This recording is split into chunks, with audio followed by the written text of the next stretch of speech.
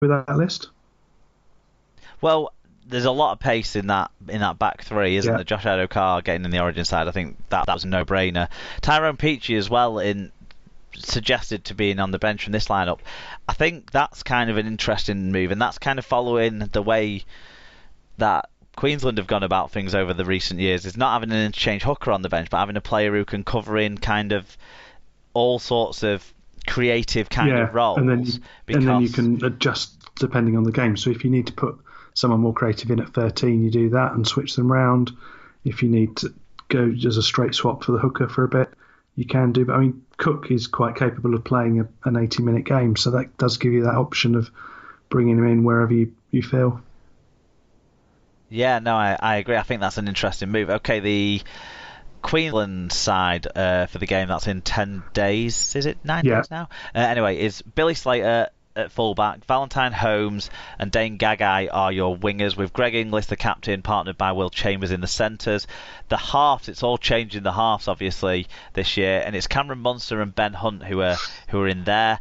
Dylan Napper, Andrew McCulloch at hooker, and Jared Wallace are the front row. Gavin Cooper and Felice Calusi are in the second row, with Josh Maguire at 13. Then on the bench, their floating kind of contributor is Michael Morgan. Josh Papali gets back into rep football for the Queensland side, and Cohen Hess and Jai Arrow are on there. Jai Arrow's a name that I'm not even that familiar with, so I don't even know who he plays for. Who is he? Anyway, he's in there. Cohen Hess obviously is a very exciting talent, a huge wide running second row who can do a job down the middle as well. So I think that's an exciting inclusion, even though he's not playing on the forward Arrow is sides. the guy at the Gold Coast. Okay, right. So I suppose the thing that jumps out there obviously is this: the back five are absolutely It's electric locked. It's a locked in high selection as quality, much as anything. and in Dane Gaga, you're going to get some tries in Origin games. It's just the way it works. The halves, it's a new combination, but it certainly doesn't lack in talent. But the side lacks in leadership in the pack, really. I feel, with Gavin Cooper being and Josh Maguire to an extent being the sort of old hands in there, but I'm not too confident with that Queensland front row, and off the bench I don't think the pack's gonna necessarily get tougher. It might get more dynamic, but I don't think it'll get tougher. So No, it's they going to be do an look like interesting game. they're It's going kind to of be who lacking starts a best. kind of a hooker who's going to come in and boss it and kind of kick on a bit. Sorry, a prop even that's gonna Yeah, take control of that and really take the biff to them. And again, it's that Josh Maguire might yeah, do that job from 13, though obviously they're all classed as middles these days. and the halves is if you're looking from the opposition, if you're going to target, you'd be looking to get some early, rib ticklers into the halves, make sure they're aware of your presence. Certainly, you can well imagine Clemmer being given the sort of the mission of right. This is a photo of Cameron Munster. Stare at him and keep staring, and then Yeah, and don't worry about being marginally late. Make sure that you're marginally high. That sort of thing. Yeah, I think it's set up for an intriguing series, just because of all the changes for the Maroons. So we'll make some predictions ahead in next week's show ahead of the game actually taking place. But you won't be on next week's show. Do you want to give a view? Do you think the Blues are the favourites this time around, with a slightly more experienced I side think yeah, comparatively I for the think first time in a long time? they've got as good a chance as any. I think they need to win game one. I can't ever see them coming back. Give psychology of things, how it's been in the last few years. I can't see them coming back from a deficit and winning two in a row. So I think they need to win game one and then go from there. I can't see them coming back into it just by almost the aura of that side, even without the big players. But I can still see equally Maroons have got it. Certainly in that back line, it was back three in particular.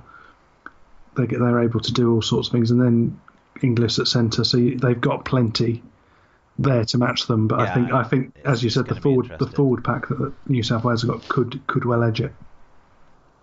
I think so too. Okay, and finally, former Salford Red Devils owner Dr. Marwan Kukash has agreed to write off debt owed to him by the club. The move comes after the club announced they look increasingly vulnerable after 59-year-old Kukash handed control to a community trust at the end of 2017. Kukash, who has not asked the Red Devils for repayment on the debt since his departure, has also offered to match all half-season tickets that are sold for the rest of this season. The Red Devils have introduced the half tickets for the remainder of the season in order to raise additional short-term funds. I mean, it's a great gesture. It's reported to be in the region of £5 million, which is basically 2.5 seasons worth of salary cap. So slightly more, and it's really good gesture by Marwan Kukash. I hope that the Salford public appreciate that and get behind the club in equal measure, as the doctor. Yeah, you can't fault Kukash trying to do the right thing. Obviously, he said he wants to end his involvement ultimately, but he's not walking away and leaving the club saddled with debt. He's trying to be as responsible as he can and making sure that he's leaving it in the best possible place. He's done a huge amount for that club and, has literally saved them. And he's looking to do it in the best way he can. So it's, again, matching the half season tickets is a great way to give them some short term money as well. Well, assuming that any gets sold, but that's the thing with Dr. Kukash. One thing he has done is put his money behind the club. Maybe some of the strategic decisions haven't been the right way that either the supporters or on outside looking in might have chosen to go, but at the same time he's certainly put his money into the club and shown support for them, so hopefully the Salford public will back him up as well there with that. Okay, that's all the news from around the world of Rugby League. We're now going to move forward onto Super League match reviews.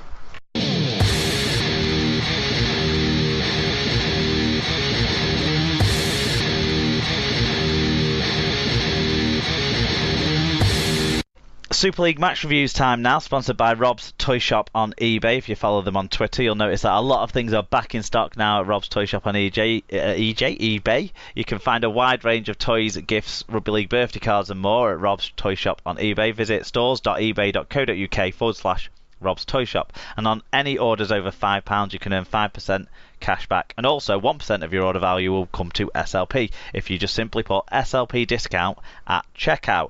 If you want to give more than just the 1% to SLP out of your 5% cash back, then you can by messaging Rob's Toy Shop when you make your order. Okay, it was round 16 of the Super League, landed with an average attendance of 6,273. So whilst the attendance at the Summer Bash has been dominating the negative press, the Super League hasn't really pulled up any trees. Obviously, with Saints, Wigan, Leeds, and Hull FC all being away from home, that doesn't help things, and falling in between two big expensive weekends of the Magic Weekend and the Challenge Cup quarterfinals. That's not helpful either, but still not great crowds. But the first game was on Thursday night, where it was a reasonable crowd for Castleford versus St Helens, which finished 40 points to 18. It was pretty much over at half time at 22-4 though, to the league leading St Helens in front of 6,969. A crowd figure that would certainly make Rob Gronkowski really tickled over in the NFL. But Chris Kendall was the referee. We've had a couple of legitimate fan reviews in and one jokey one. So do you want to get to those? Yeah, so Carsten said the jungle drums got silenced and the postman dropped some packages. The ref awards a try that was clearly dropped and the fans are still refs faulting, but that got salty at least. Barber with a great try once more, but an average game this time. Maybe the legend is right and Saints go for the treble. Darryl got in touch. Nice to hear from Darryl. Apologised, said, well, no one else got to hear from him on Thursday night, so we might as well hear from him now. He said, I didn't mean to be so moody. I just thought we'd turn the corner. Saints were great on the night and the referee had no significant impact on the game. I'm very sorry.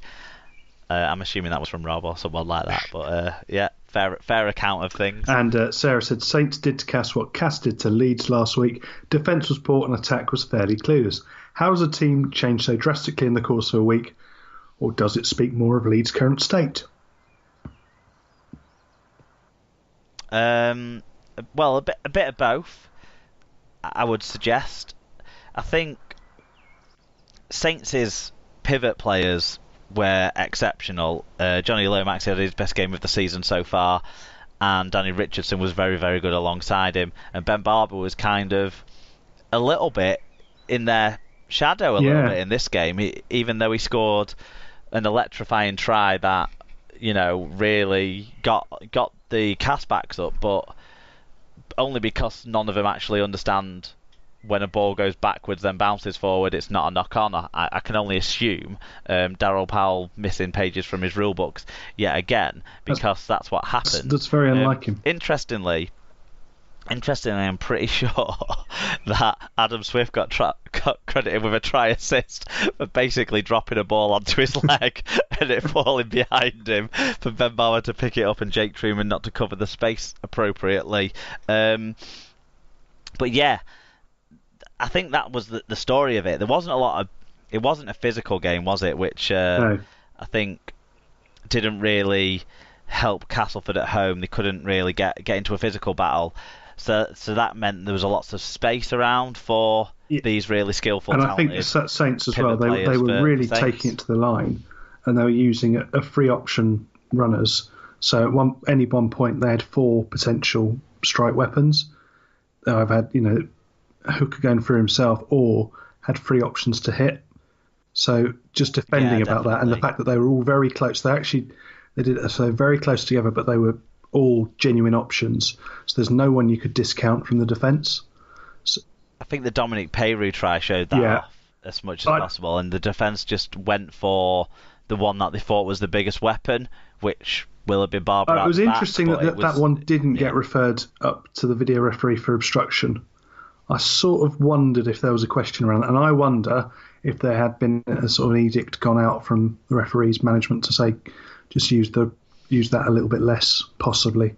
Well, if they've taken the message from the way the rules around the video refereeing were changed for the Summer Bash, then maybe so. That is a potential way to look at it. I think even like Theo Farge came on in the second half and grabbed a couple of tries and kept things going when Lomax slipped a full back and Barber went off to make it look like he's injured again. He keeps wanting to make it look like he's injured on these Thursday night games and make everyone else get their hopes up like they've got a look in, and then it turns out the end. He's fast becoming the James Brown of Rugby League, isn't he?